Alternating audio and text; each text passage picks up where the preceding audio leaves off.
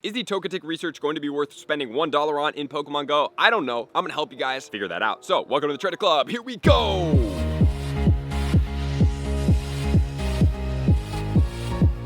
Welcome back, everybody. The research quest lines in Pokemon Go for Togetic Comm Day are here. So we're going to go over all of that information, and we're going to make sure you know exactly what you're going to be spending $1 on. So not only are we going to go over the $1 quest line, we are also going to go into the top attackers to see where Togekiss is ranked in PvP and as a meta attacker. And if you want to skip over this, you've already seen this, or it's after Comm Day, just check the timestamps and get to the part in the video that serves you best. Also, if you haven't seen the tips, you want to check out the tips up here when this video is done, because they are very helpful to help you guys maximize on a pretty cool Comm Day in Pokemon Go. So not only that, let's start off with the research. So for the field, we have catch 3 Togetic, which can be one of the following. It can be 5 Great Balls, it can be 2 Ultra Balls, it could be 2 Pineapple Berries, or it could be 500 Stardust, or finally, it can be a Togetic encounter. 732 is the level 15 here. Just a reminder, guys, that the Togetic is going to be 300 Stardust per catch. So what you could do is start saving up, because we are going to have a Stardust Comm Day in the near future. What you're going to do with these Pokemon is, instead of catching them, you are going to give them, I would prefer you guys to give them a golden raspberry. You could also give them a silver raspberry, or if you don't have either of the two and you want to conserve those, give them a regular red raspberry to make them easier to catch. And then you're going to run away from that field research task. By running away from that field research task, it will allow you to stack it in the top of your field research, and you can still get 3 under it for your dailies. Stacking these will stack from the most furthest away first, and then all the more recent ones will start stacking behind it. So as of right now, if I clicked on that one, it's going to be whichever one I stacked first, maybe a week ago, 2 weeks ago. And what you do is you save all of these until Comm Day with Stardust boost, and then you catch through all this stack with 3 times catch Stardust and a star piece, and it's going to exponentiate your Stardust. There are better Pokemon than this Pokemon to put in there, such as Shelder, which is going to be 1000 Stardust per catch. We have Fungus and other Pokemon. If you want to see the complete list, you can check it out up here, but this one still works and still is effective. And just remember, you can stack up to 100, and then the most recent one that you stack will just not go into that stack. It will not delete the first one, it will delete the last ones. But it's very challenging to get 100, so that's why I say to optimize this unless you're a hardcore grinder, and use these, because these can help you get more Stardust on that Comm Day, and I will be doing that too. And then now let's check out the $1 quest line in Pokemon Go to make sure you know exactly what you're going to be getting for that $1. Let's check it out. In stage number 1, we have power up a Pokemon 10 times for 15 Pokeballs. We have catch 15 Togetics for a Togetic encounter. Make 5 nice throws for 20 Togepi candy. For 2000 Stardust, a Togetic encounter, and a incense. And 732 is the 100% IV for the Togetic. We have catch 15 Togetic for 30 candy. Transfer 10 Pokemon for a Togetic encounter. Use 3 Pineapple Berries to help catch Pokemon for 10 Pineapple Berries. 1500 XP Togetic encounter, and 1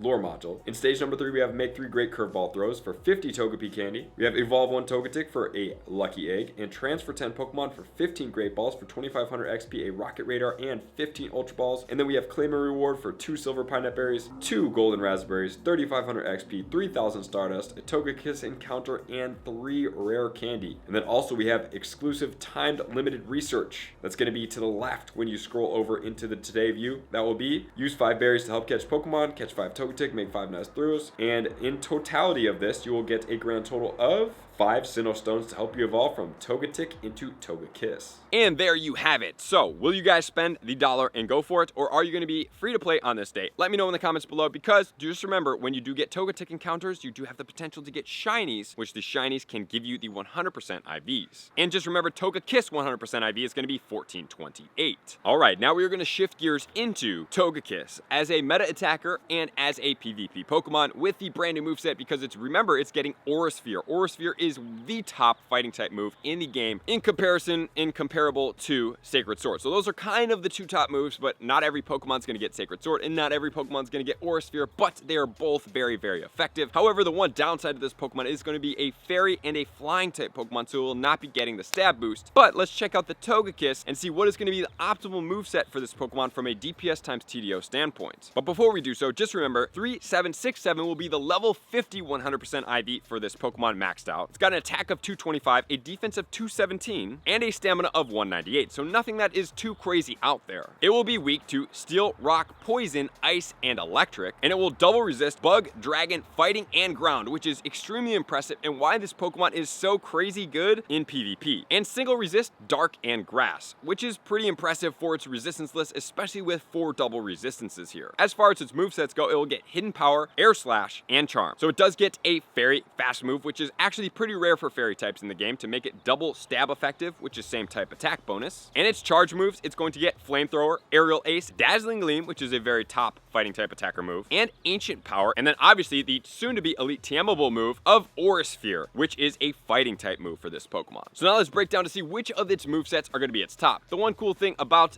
the Hidden Power is it does give most of the typings to be able to get. However, just remember with Hidden Power, once you Hidden Power it once and see what it is, you cannot TM it back and forth and change it. It will always go back to that specific Hidden Power. But the one positive here is that it does get a very fast move, so we won't have to worry about the Hidden Power to unlock it here. So the actual most effective move for Togekiss in Pokemon Go is going to be Charm and Aura Sphere. That shows the power of this move at 36.08. Then with Air Slash and Hidden Power Flying, it will also be there. But if we keep going down, we're going to get Charm and Dazzling Gleam at 34.36. We will get the Air Slash, and we will also get the Hidden Power, and then all the Hidden Powers are going to fall down from there. And we're not going to cover the other movesets that it does get because they're not super strong. So that's quite crazy. With this Pokemon's move of Aura Sphere, not even be stab boosted bonus, is going to be more effective than all fairy type with the fairy typing to match it, which is very impressive. I told you this move is absolutely crazy powerful. So now we're going to check it out in the fairy category. We have two different ways to do it. Number one, we're going to check it out as all fairy type, and then we will use just the charge moves of fairy type because a lot of fairy types in the game, for whatever reason, do not get dual fairy type moves, probably because they would just be too strong in some regards. So for the all fairy type moves, at the top we have Mega Gardevoir, which is at 47.06. That's a beast Pokemon. Then Shadow Gardevoir at 39, but look how much stronger that Mega is. Then we have Shadow Granbull at 35.52, and then we actually have Togekiss in the #1 overall spot with Charm, Dazzling Gleam at 34.36, followed by Gardevoir, Sylveon, Primarina, Granbull, and more. But now let's move over into the non-fairy fast move requirement and into the only fairy charge move requirement, because we have Zacian Crown Sword at the top with the Play Rough at 50.97. Crazy. Then Mega Gardevoir coming in with the all fairy type, which always impresses me, at 47. Mega Diancie at 43. Shadow Gardevoir at 39.65. Notice it switched to Confusion there to make it that effective. Then we have Zacian Hero of Many Battles at 38.73. Then we have the Shadow Granbull Play Rough at 35.52. Tapu Koko 34.6. Tapu Bulu 34.36. And then we have the Togekiss at Charm and Dazzling Gleam at 34.36 in spot number 9. So this Pokemon maintains very impressive even with including other fairy types without the charge move to maybe maximize out on this fairy type Pokemon moveset combination pool. So if we think about this, it is going to be the only Pokemon that is non-Shadow and non-Mega here, which is very impressive. I really like this Pokemon, okay? So that's pretty impressive, and it does do well. But just remember, Shadow Alakazam also does get Dazzling Gleam. If you want to check that Pokemon's best of the best, check it out up here. So if we are talking about this Pokemon, extremely impressive. I would prefer that you guys do get Luckies. So would I suggest maxing multiple of these Pokemon? Potentially. Obviously, a Lucky Pokemon is going to help optimize it and save you Stardust, but geez, this Pokemon does extremely well, and it is a budget counter, which makes it even more impressive. Okay, so multiple of these, maybe. I do like this Pokemon a lot, but now let's check it out in PvP and check out where the stats sit. And then as far as PvP goes, we have Togekiss in the Great League, ranked 301. So it doesn't really bump it up too hard, but Aura Sphere is actually the recommended moveset here with Ancient Power and Charm. In the Ultra League, it's going to be ranked 206, so nothing to write home about here, but that is going to be with Aura Sphere. And then in the Master League, we have Charm, Ancient Power, Aura Sphere, ranked 49, all the way to level 50, 100% IV, 15, 15, 15. So that Aura Sphere is actually the recommended moveset on this Togekiss in Pokemon Go for PvP Master League. So do what you may, but still impressive.